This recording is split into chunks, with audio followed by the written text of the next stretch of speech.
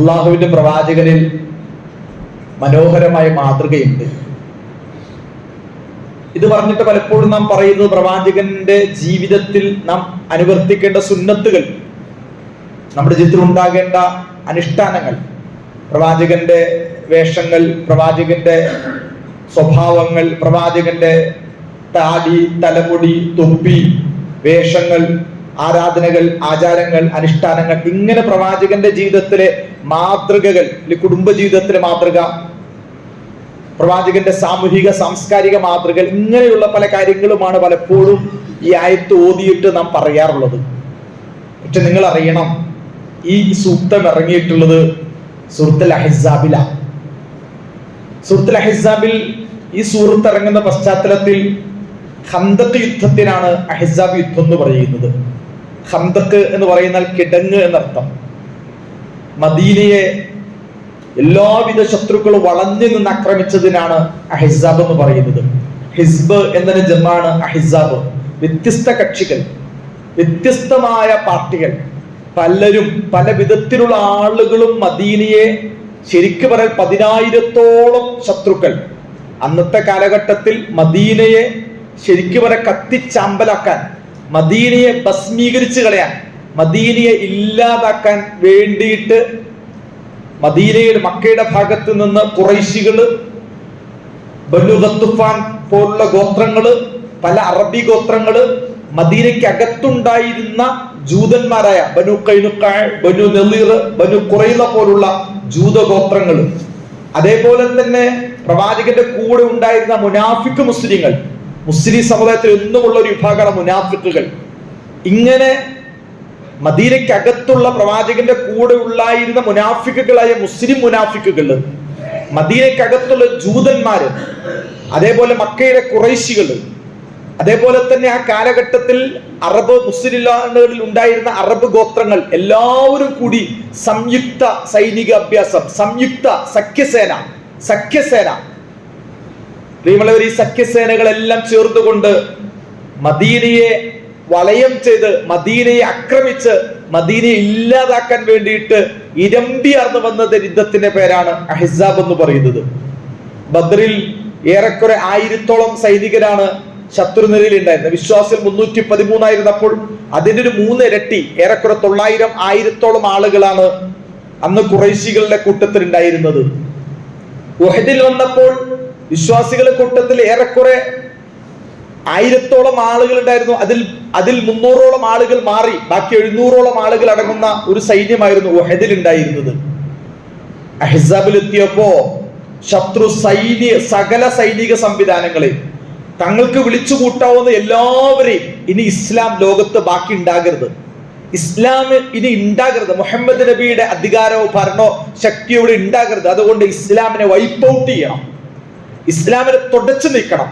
അതായിരുന്നു ആ യുദ്ധത്തിന്റെ ലക്ഷ്യം.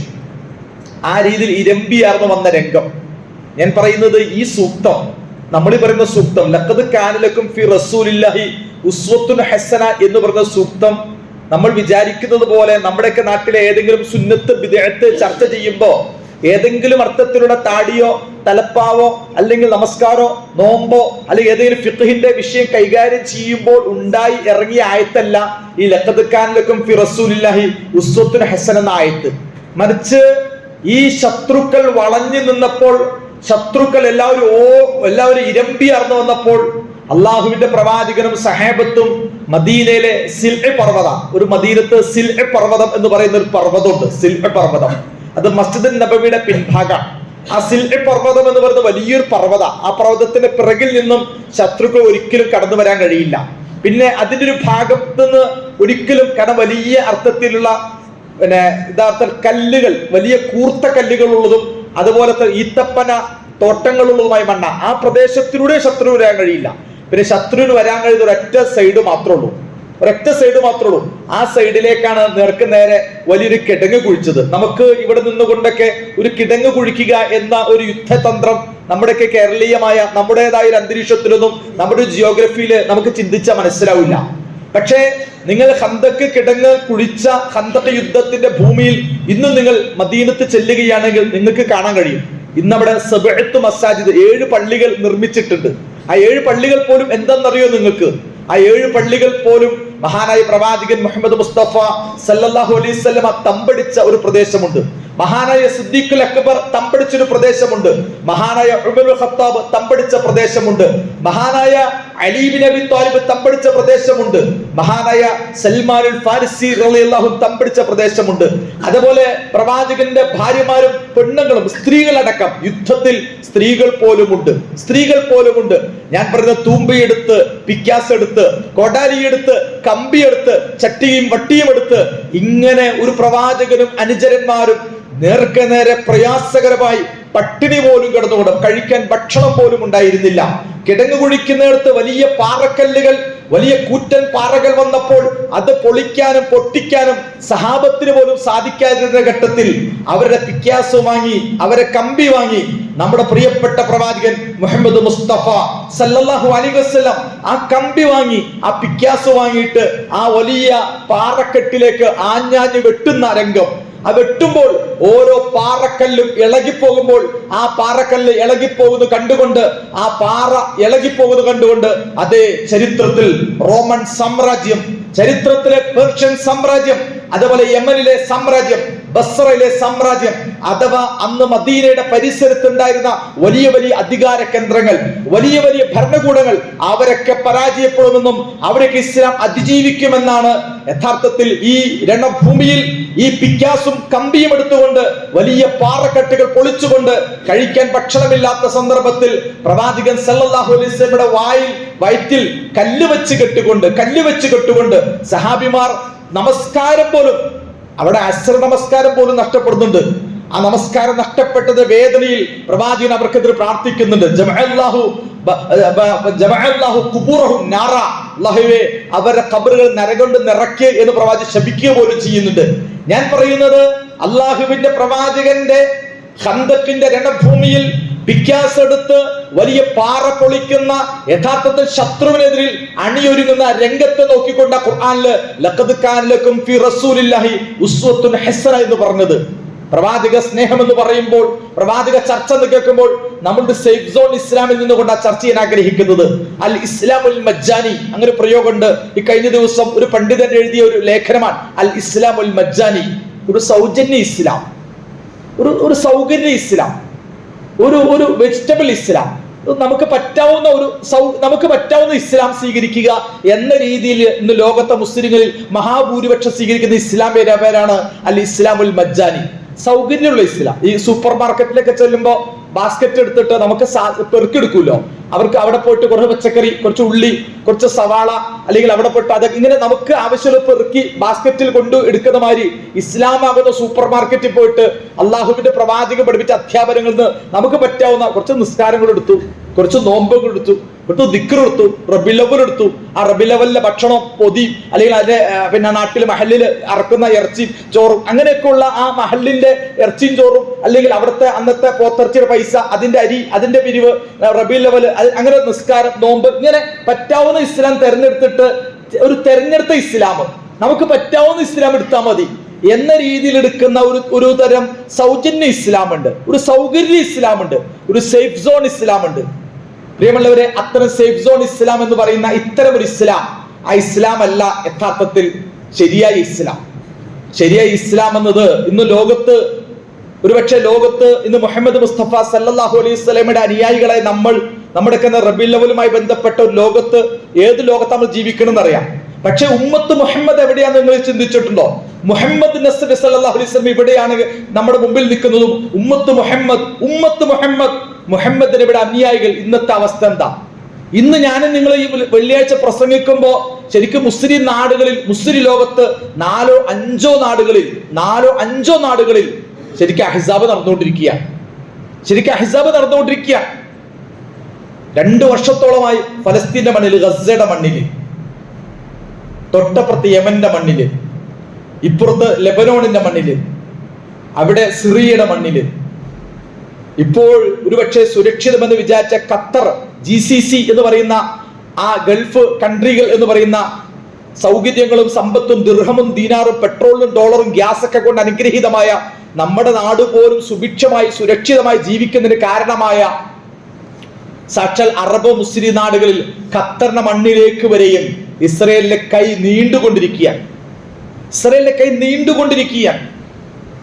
മുസ്ലിം നാടുകൾ ഉമ്മത്ത് മുഹമ്മദ്, ഞാനതാ പറയുന്നത്, മുഹമ്മദ് നബിയെ പറ്റി പറയുമ്പോൾ ഉമ്മത്ത് മുഹമ്മദ് യഥാർത്ഥത്തിൽ ഇന്ന് ലോകത്ത് യഥാർത്ഥ അഹ്സാബിന്റെ ഇടഭൂമി, നമ്മളൊരു പക്ഷെ ബദർ നമ്മൾ കണ്ടിട്ടില്ല, ഉഹദിൽ നമ്മൾ ഉണ്ടായിട്ടില്ല, അതുപോലുള്ള യുദ്ധങ്ങളൊന്നും നമ്മൾ അഭിമുഖീകരിക്കേണ്ടി വന്നിട്ടില്ലല്ലോ എന്നൊക്കെ പറയുന്ന നമ്മൾ നേർക്കുനേരെ ജീവിക്കുന്ന ഒരു കാലഘട്ടത്തിൽ ആ രീതിയിൽ സങ്കീർണമായി യുദ്ധാത്മകമായ പ്രതിസന്ധി പൂർണമായ ഇസ്ലാം, സൗകര്യമുള്ള ഇസ്ലാമുണ്ട്, പ്രതിസന്ധികളുള്ള ഇസ്ലാമുണ്ട്. നിങ്ങൾ ഏത് ഇസ്ലാമിന്റെ കൂടെയാണ്? നിങ്ങൾ ഏത് ഇസ്ലാമിന്റെ കൂടെയാണ്? ഒരു പക്ഷെ ഉഹദിലൊക്കെ പോകുമ്പോ രണ്ടു തരം മുസ്ലിങ്ങളുണ്ട്. പ്രവാചകന്റെ കൂടെ അണിചേർന്ന് അങ്ങോട്ട് പോയ കുറെ മുസ്ലിങ്ങളുണ്ട്. അബ്ദുല്ലാഹ് ഉബയ്യ് ഇബ്നു സുലൂലിന്റെ നേതൃത്വത്തിൽ കുറച്ചങ്ങോട്ട് മുന്നോട്ട് പോയപ്പോ യുദ്ധം കനക്കും. ഖുറൈശികൾ അവിടെ നിന്നും അബൂ സുഫിയാന്റെ നേതൃത്വത്തിൽ വലിയ അർത്ഥത്തിൽ ഇങ്ങോട്ട് വരുന്നുണ്ട്, മദീനയിലേക്ക് വരുന്നുണ്ട്. വലിയ പോരാട്ടം നടക്കും. ഇസ്ലാമിന്റെ കൂടെ നിന്നാൽ, മുഹമ്മദിന്റെ കൂടെ നിന്നാൽ ജീവൻ പോകും, ജീവൻ പോകും, സ്വന്തം കുടുംബം നഷ്ടപ്പെടും, എല്ലാ സമ്പാദ്യങ്ങളും നഷ്ടപ്പെടും. അതുകൊണ്ട് ജീവൻ പോകേണ്ടി വരുന്ന, സമ്പത്ത് നഷ്ടപ്പെടേണ്ടി വരുന്ന, ജീവിതത്തിലെല്ലാം നഷ്ടപ്പെടേണ്ടി വന്നേക്കാവുന്ന ഭീഷണിയുള്ള, വെല്ലുവിളിയുള്ള ഒരു ഇസ്ലാമിന്റെ ഒരു രണഭൂമി നടക്കുമ്പോൾ 300ഓളം പേര് പതുക്കെ പിന്നോട്ട് വലിഞ്ഞു. ഞങ്ങളില്ല, ഞങ്ങൾക്ക് പേടിയാകുമോ, ഇങ്ങനെ ഒരു യുദ്ധത്തിന് ഞങ്ങളില്ല, അതുകൊണ്ട് ഞങ്ങൾ പിന്നോട്ട് പോകട്ടെ എന്ന് പറഞ്ഞുകൊണ്ട് രണഭൂമിയിൽ നിന്ന് ഒളിച്ചോടിയ മുനാഫിക്ക് മുസ്ലിം സമൂഹം, മുനാഫിക്കുകൾ. ഞാൻ പറയുന്നത് മുസ്ലിം സമൂഹം ഇന്ന് നിലകൊള്ളുന്ന ആധുനിക ഇസ്ലാമിക ലോകത്തിന്റെ ചുറ്റുവട്ടങ്ങളിൽ വലിയ വെല്ലുവിളികളും പ്രതിസന്ധികളും ഒക്കെ അനുഭവിക്കുന്ന കാലഘട്ടത്തിൽ ആ പ്രവാചകന്റെ കൂടെ നിൽക്കുക എന്ന് പറയുന്നത് ഈ കാലഘട്ടത്തിലും, അന്ന് മുനാഫിക്കുകൾ ഒളിച്ചോടിയതുപോലെ ഇന്നും നമ്മിൽ പലരും പ്രവാചകൻ ഒളിച്ചോടുന്നുണ്ട്. അത് ഒളിച്ചോടുന്നത് പറഞ്ഞാൽ ഞാൻ ഈ പറഞ്ഞ ഒരു സൗകര്യ ഇസ്ലാം സ്വീകരിച്ചുകൊണ്ട്, നമുക്ക് പറ്റാവുന്ന ഒരു വെജിറ്റബിൾ ഇസ്ലാം സ്വീകരിച്ചുകൊണ്ട്, നമുക്ക് പറ്റാവുന്ന പ്രശ്നങ്ങളും പ്രതിസന്ധികളും വെല്ലുവിളികളൊന്നും ഇല്ലാത്ത ഒരു സേഫ് സോണിൽ, ഒരു സുരക്ഷിത ലോകത്ത് പ്രശ്നങ്ങൾ ബാഡ് മുസ്ലിം, ഗുഡ് മുസ്ലിം, അങ്ങനെ രണ്ട് മുസ്ലിങ്ങളുണ്ട്. ഗുഡ് നല്ല മുസ്ലിങ്ങൾ അതാരാണെന്ന് ചോദിച്ചാൽ ഈ ആചാരങ്ങളും അനുഷ്ഠാനങ്ങളൊക്കെ ചെയ്യുന്ന മുസ്ലിങ്ങൾ, പാരമ്പര്യ മുസ്ലിങ്ങൾ, കുറെ ആചാര അനുഷ്ഠാനങ്ങളൊക്കെ ചെയ്യുന്ന മുസ്ലിം. ഇത് നല്ല മുസ്ലിങ്ങൾ, ഇസ്ലാമിക ചിന്തയുമായി നടക്കുന്നവ, ഇസ്ലാമിക പ്രസ്ഥാനങ്ങൾ എന്ന് പറയുന്നവർ, ഇസ്ലാമിനെ ഉയർത്തിപ്പിടിച്ച് ഇസ്ലാമിന്റെ ശബ്ദവും സന്ദേശവും ഒക്കെ ഉയർത്തിപ്പിടിക്കുന്നവരെ ഭീകരന്മാർ. ലോകത്ത് എങ്ങനെയാണ് ഭീകരന്മാർ? ഒരുപക്ഷെ ഗസയിലെ മുസ്ലിങ്ങൾ എന്തിനാണ് ഇത്ര പ്രയാസങ്ങൾ നേരിടേണ്ടി വരുന്നത്? ആ ഇസ്ലാമും തൊട്ടിപ്പുറത്ത് അറബ് മുസ്ലിം നാടുകളിൽ ഇസ്ലാം ഒന്നല്ലേ? നമ്മളിപ്പോൾ പോലും ഒരു കണ്ണുകൊണ്ട് നിങ്ങൾ ഗസയിലേക്ക് നോക്കുകയാണെങ്കിൽ നിങ്ങൾ കാണുന്നത് നേരത്തെ പറഞ്ഞ ഭക്ഷണം കഴിക്കാനില്ലാതെ പട്ടിണി കിടക്കുന്ന, സ്വന്തം കുഞ്ഞുങ്ങൾ മരിച്ചു വീഴുന്ന കാണുന്ന. അപ്പൊ നമ്മുടെ കൊച്ചു മക്കള് ഒന്ന് കരഞ്ഞാൽ നമുക്ക് സഹിക്കില്ല. നമ്മുടെ കുഞ്ഞുങ്ങൾക്ക് പനിയാണ്, വയറുവേദനയാണെന്ന് പറഞ്ഞുകൊണ്ട് കരഞ്ഞാൽ നമ്മൾ കരഞ്ഞു പോകും. നമ്മുടെ വീട്ടിനകത്തൊരു ചെറിയ വിഷമം, ബുദ്ധിമുട്ടുണ്ടായാൽ നമുക്ക് സഹിക്കാൻ കഴിയില്ല. ഒരു ദിവസം പോലും നമ്മുടെ വീട്ടിൽ പട്ടിണി കിടന്നിട്ടില്ല. വിശക്കുന്നു എന്ന് പറഞ്ഞ് നമ്മുടെ കുട്ടികൾ കരഞ്ഞത് കേട്ടിട്ടില്ല. നമ്മൾ ആരും വിശന്നിട്ട് കരഞ്ഞിട്ടില്ല. നമ്മുടെ വീട്ടിൽ ഇന്ന് ഭക്ഷണം കഴിക്കാൻ വകുപ്പില്ല എന്ന് പറഞ്ഞ് സവാളയില്ല, അരിയില്ല, പച്ചക്കറിയില്ല എന്ന് പറഞ്ഞിട്ട് നമ്മുടെ അടുക്കളയിൽ ഇല്ലാത്ത അവസ്ഥ വന്നിട്ടില്ല. ജീവിതത്തിൽ സമൃദ്ധി കൊണ്ടാണ്, വയറ് നിറഞ്ഞതിന്റെ പ്രശ്നമാണ് നമ്മൾക്ക് അനുഭവിച്ചുകൊണ്ടിരിക്കുന്നത്. പക്ഷേ നിങ്ങൾ ഇസ്ലാമിക ലോകത്തേക്ക് നോക്കിയാൽ ഗസയുടെ മണ്ണിൽ ഒരു നാട് മുഴുവൻ പട്ടിണി കിടക്കുകയാണ്. ഒരു നാട്ടിൽ കഴിക്കാൻ ഭക്ഷണമില്ലാതെ പ്രയാസപ്പെടുകയാണ്. ഒരു നാട് മുഴുവൻ ജനാസ കൊണ്ട് നിറഞ്ഞിരിക്കുകയാണ്. ഒരു നാട്ടിലെ ജനാസയുടെ കഫൻ പുടവ കിട്ടാനില്ല, കഫൻ പുടവ കിട്ടാനില്ലാത്ത നാട്, കഫൻ പുടവ കിട്ടാനില്ലാത്ത നാട്, ഖബറുകൾ കുത്താൻ സമയമില്ലാത്തൊരു നാട്. ഒരു ജനത മരിച്ചുകൊണ്ടേയിരിക്കുന്നു. എന്തിനു വേണ്ടി? എന്നാൽ ഒരു പക്ഷെ നിങ്ങൾ ആ ബൈനക്കോളർ ഗസന് തൊട്ടുപുറത്ത്, അതിന്റെ അതിർത്തിക്ക് അപ്പുറത്തും ഇപ്പുറത്തുള്ള നാടുകളിലേക്ക് ഈ ഫ്ലൈറ്റൊക്കെ കയറി കഴിഞ്ഞാൽ ഖത്തറിൽ നിന്ന് കുവൈറ്റിലേക്കും, കുവൈറ്റിൽ നിന്ന് ബഹ്റൈനിലേക്കും, അവിടുത്തെ സൗദിയിലേക്കൊക്കെ നിങ്ങൾ ഫ്ലൈറ്റ് യാത്ര ചെയ്യുകയാണെങ്കിൽ നിങ്ങൾ നല്ല രസമാണ്. ഖത്തറിൽ നിന്നൊക്കെ ഫ്ലൈറ്റ് പൊങ്ങിയാൽ താഴെ നേരെ ബഹ്റൈനായി, ബഹ്റൈനിന് അവിടെ നിങ്ങോട്ട് പൊന്തിയാൽ അപ്പുറത്ത് ഒമാനായി, ഒമാനിൽ ഇങ്ങോട്ട് പുറത്തേക്ക് മാറിയാൽ UAE ആയി, UAEക്ക് പുറത്തേക്ക് പോയാൽ സൗദിയായി. ജസ്റ്റ് ഫ്ലൈറ്റ് ഒന്ന് പോയാൽ അരമണിക്കൂർ അങ്ങോട്ട് നീണ്ടാൽ അത്രേ ഉള്ളൂ. ഒന്ന് ഫ്ലൈറ്റ് പൊങ്ങുക താഴെയ. ഞാൻ പറഞ്ഞത് നിങ്ങൾ കാണുന്ന ഈ ഗസയ്ക്ക് ഇപ്പുറത്ത് ഇതാണെങ്കിൽ തൊട്ടപ്പുറത്ത് തൊട്ടപ്പുറത്ത് നിങ്ങളൊരു പക്ഷെ ഒട്ടകത്തെ അങ്ങനെ തന്നെ അറുത്തിട്ട് ഒട്ടകത്തിന്റെ മന്തി ഒരു വലിയ ചെമ്പിൽ വെച്ചിട്ട് അതിങ്ങനെ തിന്നിട്ട് അതിന്റെ ഒരു അംശം തിന്നിട്ട് ബാക്കി വലിച്ചെറിയുന്ന ഒരു ഇസ്ലാം. ഒരു ജനത പട്ടിണി കിടന്ന് കണ്ണീരായി, ജനാസകളായി, കൂട്ടമരണമായി വേദനിച്ച് വിറങ്ങലിച്ച് നിൽക്കുമ്പോൾ അത് കാണാത്ത, അത് കേൾക്കാത്ത, അതിന് കൂടെ നിൽക്കാത്ത, അതിനെപ്പറ്റി സംസാരിക്കുക പോലും ചെയ്യാത്ത, സമൃദ്ധമായ ഭക്ഷണം കഴിച്ച് ദിർഹമും ദീനാറുകളും അതിനപ്പുറമുള്ള ജീവിതത്തിന്റെ ആഡംബര ലോകത്ത് ജീവിക്കുന്ന, ഇപ്പോഴും പെപ്സി കുടിക്കുന്ന, കൊക്കക്കോള കുടിക്കുന്ന, മെക്ഡൊണാൾഡിന്റെ ഭക്ഷണം വാങ്ങി കഴിക്കുന്ന, ഇസ്രയേലിന്റെ ഉൽപ്പന്നങ്ങളിലെ കിറ്റ്കാറ്റും അതിൻ്റെതായ വ്യത്യസ്തമായ ബൗണ്ടിയും ഒക്കെ വാങ്ങി തിന്ന് യഥാർത്ഥത്തിൽ ആസ്വദിച്ച് ജീവിക്കുന്ന ഒരു തലമുറ. ഇത് രണ്ടും ഉമ്മത്ത് മുഹമ്മദിന്റെ അനുയായികളാണ് നിങ്ങൾ വിശ്വസിക്കുന്നുണ്ടോ? ഇത് രണ്ടും ഒരേ ഇസ്ലാമാണെന്ന് വിചാരിക്കുന്നുണ്ടോ? അവിടെയാണ് ഞാൻ ഈ പറഞ്ഞത്, യഥാർത്ഥത്തിൽ പ്രവാചകന്റെ സുന്നത്ത് എന്ന് പറയുന്നത് രണഭൂമിയിൽ ഖുർആൻ തന്നെ പറയുന്നുണ്ട്. ഈ ലഖദ് കാന ലക്കും ഫി റസൂലില്ലാഹി ഉസ്വത്തുൻ ഹസന എന്ന ആയത്ത് ഓതിയിട്ട് തൊട്ട് ശേഷമുള്ള ആയത്ത് അറിയോ?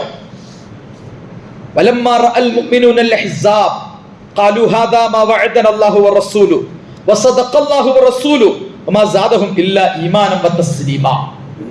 വലമ്മാ റഅൽ മുഅ്മിനൂന അൽ അഹ്സാബ്, ഈ അഹ്സാബുകളെ കണ്ടപ്പോൾ നമ്മൾ പ്രവാചകനെ കുറിച്ചൊക്കെ പറയുമ്പോൾ അള്ളാഹുവിന്റെ പ്രവാചകൻ മക്കയിലേക്ക് വരുമ്പോൾ എല്ലാവർക്കും ഇഷ്ടപ്പെട്ട മനുഷ്യനായിരുന്നു.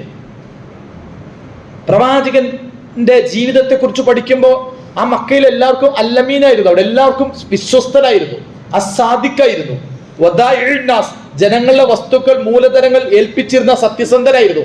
അവർക്കിടയിൽ അഭിപ്രായ വ്യത്യാസം ഉണ്ടെങ്കിൽ അത് പരിഹരിക്കാൻ അവരെ മധ്യസ്ഥനാക്കിയത് മുഹമ്മദ് മുസ്തഫ സല്ലല്ലാഹു അലൈഹി വസല്ലമയായിരുന്നു. എല്ലാവർക്കും ഇഷ്ടമുള്ള, എല്ലാവരും സ്നേഹിച്ചിരുന്ന, എല്ലാവരും ആദരിച്ചിരുന്ന, ശരിക്കും ഹുബ്ബുൻ നബി, നമ്മളിവിടെ ഹുബ്ബുൻ നബി, മദ്ഹുൻ നബി, മഹബത്തുൻ നബി, ഇങ്ങനെ നമ്മുടെ വ്യത്യസ്ത സംഘടനകൾ പ്രവാചക സ്നേഹത്തിന് അവനവന്റെ പേര് ഉപയോഗിച്ചുകൊണ്ട്, അവനവന്റെ ഇങ്ങനെയൊക്കെ ഉപയോഗിച്ചുകൊണ്ട് ആ പ്രവാചക സ്നേഹം മക്കയിൽ ഉണ്ടായിരുന്നു ഖുറൈശികൾക്ക്.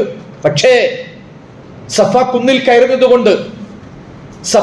കയറുന്നുകൊണ്ട് ജനങ്ങളെ, ഞാനൊരു കാര്യം നിങ്ങളോട് പറയട്ടെ. എന്താ മുഹമ്മദ് താങ്കൾക്ക് പറയാനുള്ളത്? ഈ മലഞ്ചെരിവിന്റെ പിന്നിൽ നിന്നും ഒരു സംഘം ആളുകൾ നിങ്ങൾ ആക്രമിക്കാൻ വരുന്നുണ്ടെന്ന് പറഞ്ഞാൽ നിങ്ങൾ വിശ്വസിക്കുമോ? അവർ പറയും വിശ്വസിക്കും. കാരണം കാരണം നിങ്ങൾ കളവ് കേട്ടിട്ടില്ല, താങ്കൾ ഈ നാട്ടിൽ സത്യസന്ധനല്ലേ, താങ്കൾ ഈ നാട്ടിൽ വിശ്വസ്തനല്ലേ, അതുകൊണ്ട് താങ്കൾ എന്തു പറഞ്ഞാൽ ഞങ്ങൾ വിശ്വസിക്കും എന്നാ ജനത പറയുന്നുണ്ട്. ആ സന്ദർഭത്തിൽ സഫ കുന്നിന്റെ മുകളിൽ കയറി, അന്നത്തെ സോഷ്യൽ മീഡിയയാണ് സഫ കുന്ന്, ഫേസ്ബുക്ക് പോലെ വാട്സപ്പ് പോലെ ആ നാട്ടിലൊരു അന്നത്തെ ഒരു മനോരമയും മാതൃഭൂമിയും ഒക്കെ ആയിട്ട് പത്രമാധ്യമങ്ങളോ ചാനലോ, അന്നത്തെ ഒരു വലിയ ചാനൽ സ്ക്രീൻ ഡിസ്പ്ലേ ചെയ്ത മണ്ണാണ് യഥാർത്ഥത്തിൽ സഫ കുന്ന്. അവിടെ കയറിയിട്ട് കാര്യങ്ങൾ പറയുക എന്നത് ഒരു നാടിന്റെ പ്രമുഖ കാര്യങ്ങൾ പറയുന്ന പ്രഭാത വാർത്ത, പ്രഭാതത്തിലെ നാട്ടിലെ മുഴുവൻ വിശേഷങ്ങൾ വിളിച്ചു പറയുന്ന ഒരു സ്ഥലമാണ് സഫ കുന്ന്. അവിടെ കയറി പ്രവാചകൻ സല്ലല്ലാഹു അലൈഹി വസല്ലമ അശ്ഹദു അല്ലാ ഇലാഹ ഇല്ലല്ലാഹ് വ അശ്ഹദു അന്ന മുഹമ്മദുർ റസൂലുള്ളാഹ് എന്ന് പറയുന്നുണ്ട്. അള്ളാഹുവിന്റെ ദീനിനെ പറ്റി പറഞ്ഞപ്പോൾ, ഇസ്ലാമിന്റെ ആദർശം പറഞ്ഞപ്പോൾ, ഇസ്ലാമിന്റെ സന്ദേശം അദ്ദേഹം സഫ കുന്നിൽ കയറി നിന്ന് പറഞ്ഞപ്പോൾ നിങ്ങൾ അറിയണം, ആ സന്ദർഭത്തിൽ തന്നെ പ്രവാചകനോടുള്ള സത്യസന്ധൻ എന്ന പേര്, പ്രവാചകൻ വിശ്വസ്തൻ എന്ന പേര്, ആ ബഹുമാനപ്പെട്ട പേരുകളെല്ലാം അവസാനിച്ച് പ്രവാചകന്റെ മുഖത്ത് നോക്കി നീ നശിക്കട്ടെ, നീ തകരട്ടെ, പ്രവാചകനെ ശപിക്കുകയാണ്. തബ്ബത് ലക് അലിഹാദാ ജമഅതനാ തബ്ബത് യദാ അബീ ലഹബിൻ വതബ് മാ അഗ്നാ അൻഹു മാലുഹു വമാ കസബ് സയസ്ലാ നാറൻ ദാത ലഹബിൻ വംറഅതുഹു ഹമ്മാലത്തൽ ഹത്ബ് ഫീ ജീദിഹാ ഹബ്ലുൻ മിൻ മസദ്. അബൂ ലഹബ് എന്ന് പറയുന്ന പ്രവാചകന്റെ മൂത്താപ്പ, ഏറ്റവും പ്രിയപ്പെട്ട പ്രവാചകന്റെ മൂത്താപ്പമാരാ. ആ പ്രവാചകന്റെ മൂത്താപ്പ പ്രവാചകനെതിരിൽ കലിയിളകി കൊലവിളി നടത്തി പ്രവാചകനെ ശപിക്കാൻ നാട്ടുകാരെ മുഴുവൻ പ്രവാചകനെ ഇളക്കി വിടുകയാണ്. ഞാൻ പറയുന്നത് സത്യസന്ധനായ പ്രവാചകൻ, അൽ അമീനായ പ്രവാചകൻ. പക്ഷെ അള്ളാഹുവിന്റെ ദീനിനെ പറ്റി സംസാരിച്ചപ്പോൾ ഒരുപക്ഷെ പ്രവാചകൻ തന്റെ സകല അംഗീകാരങ്ങൾ നഷ്ടപ്പെടുത്തി. എന്തിനു വേണ്ടി? ഞാൻ പറയുന്നത് നമുക്കും വേണമെങ്കിൽ ഒരു വെജിറ്റബിൾ ഇസ്ലാം പറയാം, ഒരു ആത്മീയ ആരാധന, ബറക്കത്ത്, അങ്ങനെ ചില പ്രവാചകന്റെ ബറക്കത്ത്, പ്രവാചകന്റെ പുണ്യം, അദ്ദേഹത്തിന്റെ മുടി ഇവിടെ ഇപ്പൊ ഞങ്ങളുടെ കയ്യിലുണ്ട്, ഏത് മുടി? ആ മുടി ഇവിടെ ഉണ്ട്. അല്ലെങ്കിൽ പ്രവാചകന്റെ ഉമിനീര് അതിപ്പോ ഞങ്ങളുടെ കയ്യിൽ ഇവിടെ കോഴിക്കോട്ടുണ്ട്. അല്ലെങ്കിൽ പ്രവാചകന്റെ മുടിയിട്ട വെള്ളം അതിവിടെ ഉണ്ട്. അന്ന് പ്രവാചകന്റെ വായിൽ നിന്നും വന്ന ഉമിനീര് അതിവിടെ ഉണ്ട്. പ്രവാചകന്റെ ഒതു കൊടുത്തപ്പോൾ കിട്ടിയ മുഅ്ജിസത്തിന്റെ ഭാഗമായിട്ട് വന്ന വെള്ളം അതിവിടെ ഉണ്ട്. അതിവിടെ കുപ്പിയിലാക്കിയിട്ടുണ്ട്, അത് കുടിച്ചോളൂ എന്നൊക്കെ പറയുന്ന ഒരു തരം വ്യാജ കേശങ്ങൾ, വ്യാജവാറ്റ് ഇസ്ലാമിന്റെ പേര് വ്യാജ വാറ്റ് കേന്ദ്രങ്ങൾ. അത്തരം കേന്ദ്രങ്ങളിൽ സൗകര്യങ്ങളുള്ള, സൗജന്യങ്ങളുള്ള, റിസ്കുകളില്ലാത്ത അത്തരം ഒരു ഇസ്ലാമിനെ ഈ സമുദായത്തിൽ അവതരിപ്പിച്ച് ആ സമുദായം ഈ ഇസ്ലാമിൽ അഭിരമിക്കുകയാണ്. ഞാൻ പറയുന്നത് ഇത് അങ്ങനത്തെ ഇസ്ലാം അല്ല. നിങ്ങൾക്ക് പ്രവാചക ജീവിതത്തിൽ അള്ളാഹുവിന്റെ സന്ദേശം കിട്ടിയതോടെ അത് രഹസ്യ പ്രബോധനം, പരസ്യ പ്രബോധനം, രഹസ്യ പ്രബോധനം, പരസ്യ പ്രബോധനം ആരംഭിച്ചതോടെ പ്രവാചകൻ കല്ലെറിയപ്പെട്ടു, പ്രവാചകൻ ഭ്രാന്തൻ എന്ന് വിളിക്കപ്പെട്ടു, മജ്നൂൻ, ഷാഇർ, സാഹിർ, കദ്ദാബ്, എന്തെല്ലാം തെറിവിളി ചീത്തവിളിയും അതെല്ലാം പ്രവാചകൻ സല്ലല്ലാഹു അലൈഹി വസല്ലമ കേൾക്കേണ്ടി വന്നു. ആ നാട്ടിൽ നിന്ന് ആട്ടി ഓടിക്കുമെന്ന് പറഞ്ഞു. ഞാൻ പറയുന്നത് ആ അർത്ഥത്തിൽ ഇസ്ലാമിന്റെ സന്ദേശം പ്രബോധനം ചെയ്തതോടെ, ആദർശത്തെ ഉയർത്തിപ്പിടിച്ചതോടെ അള്ളാഹുവിന്റെ പ്രവാചകൻ ആ നാട്ടിൽ ചോദ്യം ചെയ്യപ്പെട്ടു, ആ നാട്ടിൽ കളവാക്കപ്പെട്ടു, ആ നാട്ടിൽ നിന്നും ആട്ടിയിറക്കപ്പെടാനുള്ള ശ്രമം നടത്തി. ആ പ്രവാചകനെയും അനുചരന്മാരെ പട്ടിണി കിട്ടു. ശൈബ് അബി ത്വാലിബിന്റെ മലഞ്ചെരിവിൽ ഇത് നിങ്ങൾ ഇന്ന് കാണുന്നതാണ്. ആ അർത്ഥത്തിൽ പ്രവാചകൻ സല്ലല്ലാഹു അലൈഹി വസല്ലമ ആ നാടിന്റെ മണ്ണിൽ ഇനി ഇവരൊക്കെ കണ്ട് പേടിച്ചിട്ട് തൽക്കാലം ഞാൻ നിർത്തിവെക്കാം എന്ന് പറഞ്ഞിട്ട് പേടിച്ചു പോയ പ്രവാചകന്റെ പ്രതിസന്ധിപൂർണമായ ജീവിതം, ഞാൻ പറയാം, പ്രവാചക ജീവിതത്തെ എല്ലാവരും പഠിക്കണം. പ്രതിസന്ധിയുള്ള ഇസ്ലാം, സൗകര്യമുള്ള ഇസ്ലാം. ഇതിനായി വാക്ക് ഞാൻ വീണ്ടും പറയാൻ, അത് പറയുന്നത് നിങ്ങൾക്ക് മുമ്പിൽ ഇസ്ലാമിക പ്രസ്ഥാനം അവതരിപ്പിക്കുന്ന ഈ ഒരു റബീഉൽ അവ്വലിൽ പോലും നീതിയുടെ സാക്ഷ്യം, നീതിക്ക് വേണ്ടി നിലകൊണ്ട പ്രവാചകൻ. വെറുതെ ബർക്കത്തിന്റെ നല്ല ചുളിവില് പ്രവാചകന്റെ ശരീരശാസ്ത്രവും പ്രവാചകന്റെ സ്വഭാവശാസ്ത്രമൊക്കെ പറയുന്ന സൗകര്യമുള്ള ഇസ്ലാമിന്റെ തലത്തിൽ നിന്നും അള്ളാഹുവിന്റെ പ്രവാചകൻ നീതിക്ക് വേണ്ടി നിലകൊണ്ടു. യാ അയ്യുഹല്ലദീന ആമനൂ കൂനൂ ഖവ്വാമീന ലില്ലാഹി ശുഹദാഅ ബിൽ ഖിസ്ത്. യാ അയ്യുഹല്ലദീന ആമനൂ കൂനൂ ഖവ്വാമീന ബിൽ ഖിസ്ത് ശുഹദാഅ ലില്ലാഹ്. ഈ ആയത്തിന്റെ അർത്ഥം, നിങ്ങൾ വിശ്വാസികളെ നിങ്ങൾ നീതിക്ക് വേണ്ടി, ഖവ്വാം, ഖാമ, ഖായിം, ഖയ്യൂം, ഖവ്വാം, അറബി ഭാഷ അറിയുന്നവർക്ക് ഇതിന്റെ അർത്ഥം മനസ്സിലാവും. ഖാമ എഴുന്നേറ്റ് അങ്ങോട്ട് നിന്നു, ഖായിം അങ്ങോട്ട് എഴുന്നേറ്റ് നിന്നവൻ, ഖയ്യിം അങ്ങോട്ട് ശക്തമായി നിന്നു, ഖയ്യൂം വളരെ വ്യവസ്ഥാപിതമായി നിന്നു, ഖവ്വാം അതിശക്തമായി നിന്നു. സത്യവിശ്വാസികളെ നിങ്ങൾ നീതിക്ക് വേണ്ടി അതിശക്തമായി നിലകൊള്ളണം. സത്യവിശ്വാസികൾ നിങ്ങൾ ജീവിക്കുന്ന സമൂഹത്തിൽ നീതിയുടെ വക്താക്കളായിരിക്കണം. നിങ്ങൾ അനീതിക്കൊപ്പം ചേരരുത്, നീതിക്ക് വേണ്ടി നിലകൊള്ളണം. ഗസയിലെ മുസ്ലിങ്ങൾ ഈ ആയത്ത് കേട്ടതിന്റെ വെളിച്ചത്തിലാണ് ഞങ്ങൾ നീതിയുടെ കൂടെ നിൽക്കും. ഇസ്രായേൽ അനീതിയാണ്, ഞങ്ങളുടെ മസ്ജിദുൽ അഖ്സ, ഞങ്ങളുടെ നാട്, ഈ നാട്ടിൽ നിങ്ങൾ അനീതി ചെയ്യുന്നു. ഇസ്രായേൽ അനീതിയാണ്, അമേരിക്ക അനീതിയാണ്, ലോകത്തെ സംഘപരിവാർ അനീതിയാണ്. അതുകൊണ്ട് അനീതിയോട് ഞങ്ങൾ ഒരിക്കലും കീഴടങ്ങില്ല, അനീതിക്കെതിരെ ഞങ്ങൾ സംസാരിക്കും. അതാണ് ചൂണ്ടാണ് വിരല്. നമ്മളിങ്ങനെ അശ്ഹദു അല്ലാ ഇലാഹ ഇല്ലല്ലാഹ്, അതുപോലും ചർച്ച വിരലിങ്ങനെ അശ്ഹദു അല്ലാ ഇലാഹ ഇല്ലല്ലാഹ്, അവിടെ ഇങ്ങനെ വരില്ല, ആട്ടണോ അങ്ങനെ നിർത്തണോ എന്നിടത്ത് ചർച്ച നിർത്തി. ഇത് ഷഹാദത്തിന്റെ വരില്ല. ഇമാം സയ്യിദ് ഖുത്ബ് അദ്ദേഹം ഒരു തഫ്സീർ എഴുതി. ആ തഫ്സീർ അതുപോലെ മആലിമു ഫി ത്വരീഖ് എന്ന് പുസ്തകം എഴുതി ജമാൽ അബ്ദുൽ നാസറിന്റെ കാലഘട്ടത്തിൽ. അതിന്റെ പേരിൽ അദ്ദേഹത്തെ തൂക്കിലേറ്റാൻ ശ്രമിക്കുന്നുണ്ട്. ആ പുസ്തകം പിൻവലിക്കണം. അദ്ദേഹം പറഞ്ഞു, ഈ വിരല്, നിങ്ങൾക്കറിയ വിരൽ എന്താ? ഇത് ഷഹാദത്തിന്റെ വിരല. അശ്ഹദു അല്ലാ ഇലാഹ ഇല്ലല്ലാഹ് വഅശ്ഹദു അന്ന മുഹമ്മദർ റസൂൽ എന്ന് പറയുമ്പോൾ ഉയർത്തുന്ന വിരലുകളാ. ഈ വിരൽത്തുമ്പ് കൊണ്ട് എഴുതിയതാ. ഈ വിരൽത്തുമ്പ് കൊണ്ട് അനീതിക്ക്, ഈ വിരൽത്തുമ്പോട്ട് അക്രമിക്ക് വേണ്ടി മാപ്പ് എഴുതാൻ ഈ ഷഹാദത്തിന്റെ വിരൽ കൊണ്ട് സാധിക്കില്ല എന്ന് പറഞ്ഞ മഹാനാണ് ഇമാം സയ്യിദ് ഖുത്ബ്. ഞാൻ പറയുന്നത് നീതിക്ക് വേണ്ടി നിലകൊള്ളുക. അങ്ങനെ ഗസയിലെ മുസ്ലിങ്ങൾ വെസ്റ്റ് ബാങ്കിൽ, ഫലസ്തീനുള്ളിലത്തെ 2 പ്രദേശം, വെസ്റ്റ് ബാങ്ക് നിങ്ങൾ കേട്ടിട്ടുണ്ടാവും, അൽ-ലഫൽ ഗർബിയ, ഇപ്പുറത്ത് ഗസ. എന്താ വ്യത്യാസം? നീതിക്ക് വേണ്ടി നിലകൊള്ളുക എന്ന് പറയുന്നത് ഒരു വിശ്വാസി സമൂഹത്തിന്റെ പ്രത്യേകതയാണ്. അതുകൊണ്ട് തന്നെ ഒരിക്കലും ഇസ്രായേലിന് മുമ്പിൽ മസ്ജിദുൽ അഖ്സ വിട്ടുകൊടുത്ത് ഒരുപക്ഷെ ഇന്ന് വേണമെങ്കിൽ ആലോചിച്ച് നോക്കിയേ, പലവിധ ഓഫറും സ്വീകരിച്ച് ഇത്രത്തോളം ജീവിതത്തിൽ നമ്മൾക്ക് പോലും ഫലസ്തീനികളുടെ പോരാട്ടം കാണുമ്പോൾ ഭയം തോന്നുകയാണ്. അവരെന്തിനാണ് ഇത്രയേറെ റിസ്ക് എടുക്കുന്നത്? അവരെന്തിനാണ് ഇത്ര വലിയ ത്യാഗം അനുഭവിക്കുന്നത്? അവരെന്തിനാണ് ഇത്രത്തോളം പ്രയാസങ്ങൾ അനുഭവിച്ചിട്ട് നിൽക്കുന്നത് വെച്ചാൽ, ഞങ്ങൾ ഒരു ഖുർആൻ ഓതുന്നവരല്ല, ആ ഖുർആൻ മനസ്സിലാക്കിയ ഖുർആൻ പഠിച്ചവരവര്. അവർ ഖുർആൻ പഠിച്ചവരാണ്. അവർ അള്ളാഹുവിന്റെ പ്രവാചക വചനങ്ങളെ നമ്മൾ ഏതെങ്കിലും അർത്ഥത്തിൽ ബർക്കത്തിന് വേണ്ടി ഹദീസ് പഠിക്കുന്നവരല്ല.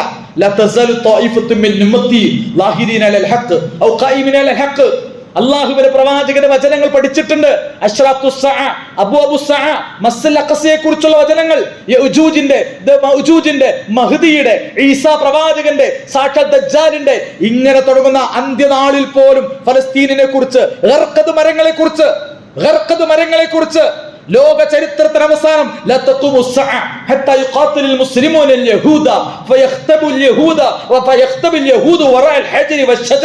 അതേ ചരിത്രത്തിന് അവസാനം ജൂതനോട് ഏറ്റുമുട്ടേണ്ടി വരുമെന്നും, ആ ജൂതനെ ഏറ്റുമുട്ടുന്ന ഒരു സംഘം അത് മസ്ജിദുൽ അഖ്സയുടെ ഓരത്തുണ്ടാകുമെന്നും, അവരെ പോരാട്ടത്തിൽ സാക്ഷാൽ അവസാനം ചരിത്രത്തിൽ ഈ പറഞ്ഞ ഇസ്രായേൽ പരാജയപ്പെടുമെന്നുള്ള പാഠങ്ങൾ നമുക്കൊരു ഹദീസ് ഇങ്ങനെ ഓതി പഠിക്കാനുള്ള ഹദീസാണെങ്കിൽ അത് നെഞ്ചകത്തിൽ കോറിയിട്ടൊരു സമൂഹം.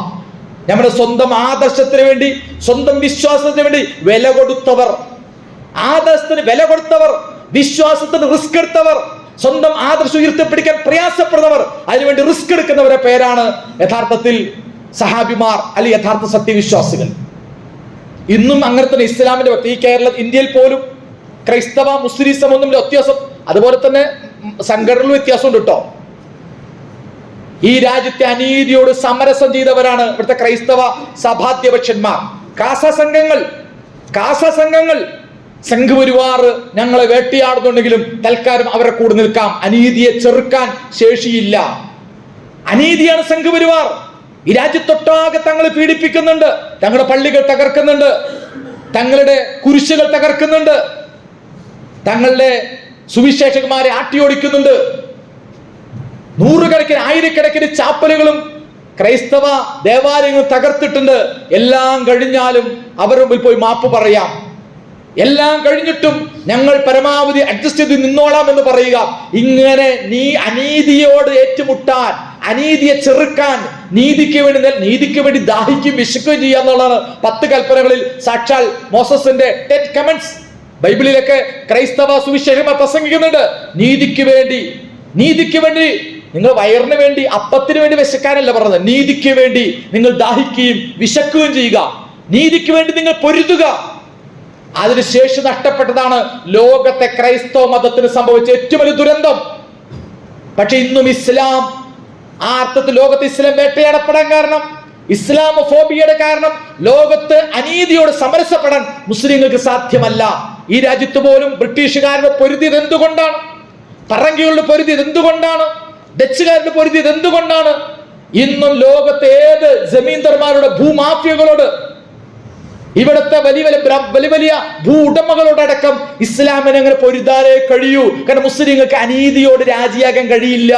ووضع الميزان الرحمن علم القرآن خلق الإنسان علمه البيان الشمس والقمر بحسبان والنجم والشجر يسجدان والسماء رفعها بالميزان ووضع الميزان ألا تطغوا في الميزان وأقيموا الوزن بالقسط ولا تخسروا الميزان. മനോഹരമായിട്ടാ സൂറത്തുർ റഹ്മാൻ, ഖുർആന്റെ മണവാട്ടിയ സൂറത്തുർ റഹ്മാൻ, വിശുദ്ധ ഖുർആന്റെ മണവാട്ടിയ സൂറത്തുർ റഹ്മാൻ. വവളഅൽ മീസാൻ, നിങ്ങൾ നീതി ഈ ലോകത്ത് അല്ലാഹു വെച്ചിരിക്കുന്നു. അല്ലാ തത്ഗൗ ഫിൽ മീസാൻ, നിങ്ങൾ ഈ നീതിയിൽ ഒരിക്കലും നിങ്ങൾ തിരുത്തരുത്. നിങ്ങൾ അനീതി ചെയ്യരുത്, അനീതിക്ക് കൂട്ടുനിൽക്കരുത്. ലോകത്ത് അനീതിയോടുകൂടെ നിങ്ങൾ മുസ്ലിം നിൽക്കുക. ഇസ്ലാമിന്റെ അടിസ്ഥാനം നീതിയാണ്. പ്രവാചകൻ നീതിയുടെ വക്താവാണ്. അതുകൊണ്ട് ലോക മുസ്ലിം സമൂഹമേ, നിങ്ങൾ നീതിക്ക് വേണ്ടി നിലകൊള്ളുക. അനീതി ആര് ചെയ്താലും കലിമത്ത് ഹഖിൻ ഇൻദ സുൽത്താൻ ജായിർ, അനീതി ചെയ്യുന്നവർ സത്യം വിളിച്ചു പറയണം.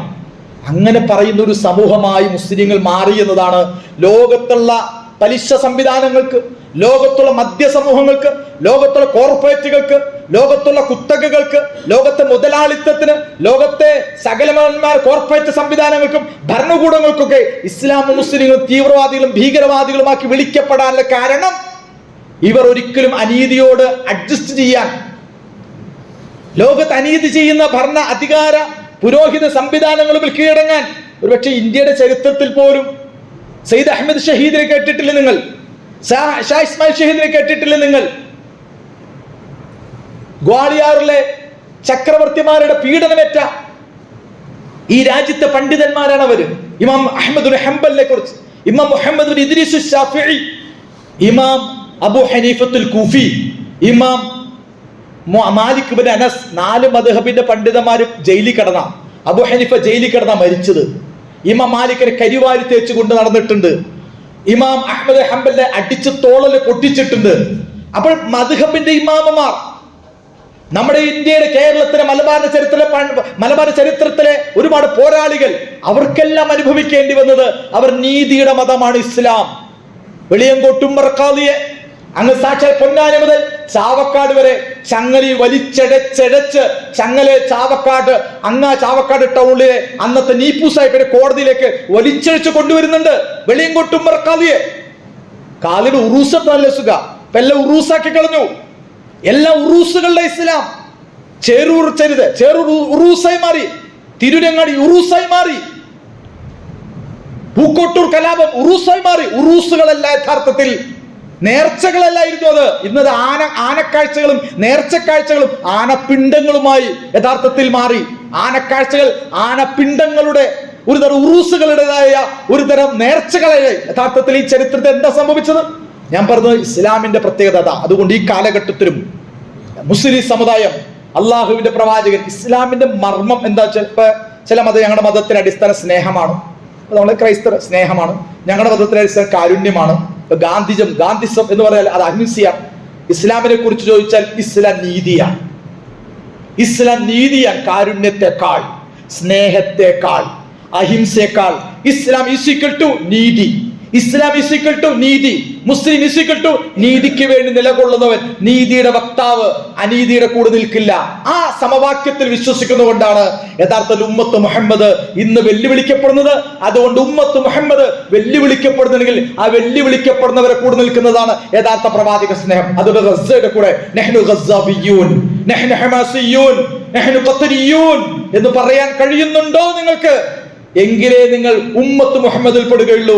ഇല്ലെങ്കിൽ യഥാർത്ഥത്തിൽ മുനാഫിക് മുസ്ലിം എന്ന് പറയുന്ന പ്രവാചകൻ ഒറ്റുകൊടുത്ത ആളുകളുടെ കൂട്ടത്തിലാണ്. അല്ലാഹു സുബ്ഹാനഹു വ തആല നമുക്ക് നമ്മുടെ വിശ്വാസത്തിന്റെ, ആദർശത്തിന്റെ, അള്ളാഹുവിന്റെ പ്രവാചകന്റെ ആ സന്ദേശങ്ങളെ, മൂല്യങ്ങൾ ഉയർത്തിപ്പിടിക്കുന്ന യഥാർത്ഥ സത്യവിശ്വാസികളുടെ കൂട്ടത്തിൽ